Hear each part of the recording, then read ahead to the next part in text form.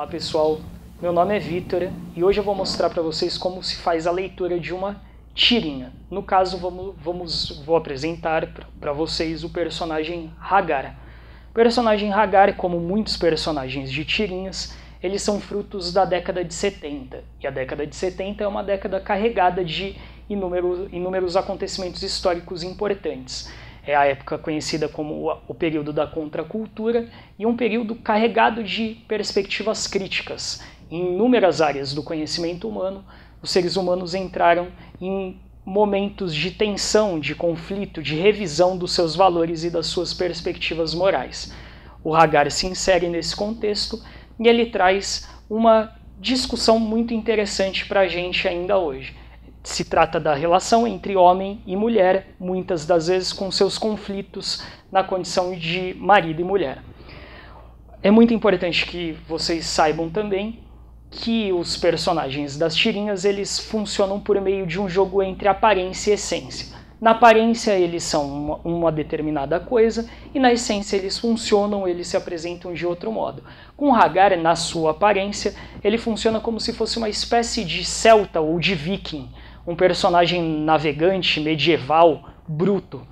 Na sua essência, o Hagar se apresenta como um homem contemporâneo. Ele tem uma mulher, 2 filhos, um cachorro, tem uma casa, tem um trabalho cotidiano, sai à noite para ir no bar. Todas essas características não são características de vikings ou de homens medievais.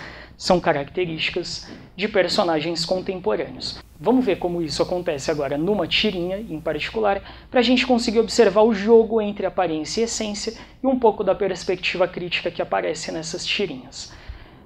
A tirinha em questão é uma tirinha em que a esposa de Hagar, a Helga, junto com a sua filha Connie, aparecem para dialogar sobre um determinado assunto com o personagem. A Helga aparece no primeiro quadrinho e fala: "Não acredito que você fez isso, Hagar." E o Hagar se mostra, em grande parte, tremendo. Ele aparece com um pouco de medo da fala da Helga, como se ele devesse alguma coisa. A sua filha aparece então e fala: "O que o papai fez, mamãe?" E a sua mulher responde: "Não sei, mas ele sempre está fazendo algo." E aí mostra o personagem quase que em prantos ou um tanto quanto incomodado pela situação.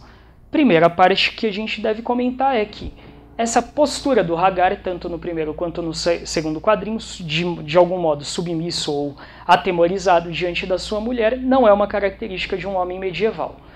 A segunda questão que a gente deve abordar é justamente o conflito de gêneros e a mudança que acontece a partir da década de 70, em que as mulheres passam a rivalizar os espaços sociais com os homens.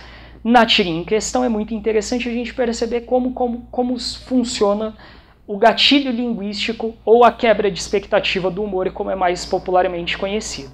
No primeiro quadrinho, a Helga diz: "Não acredito que você fez isso, Hagar." E vale dar um destaque para a palavra isso, que é um pronome demonstrativo. Ao usar esse pronome, ela constrói a expectativa no leitor de que o Hagar tenha feito alguma coisa.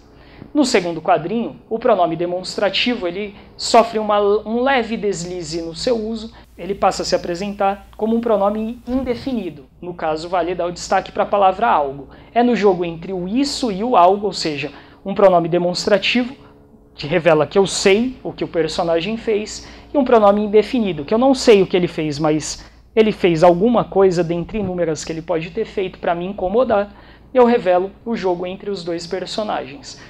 É isso que eu gostaria de mostrar nesse primeiro momento. Bom, gente, a leitura de uma tirinha ela é sempre a busca pelo modo como o humor é construído.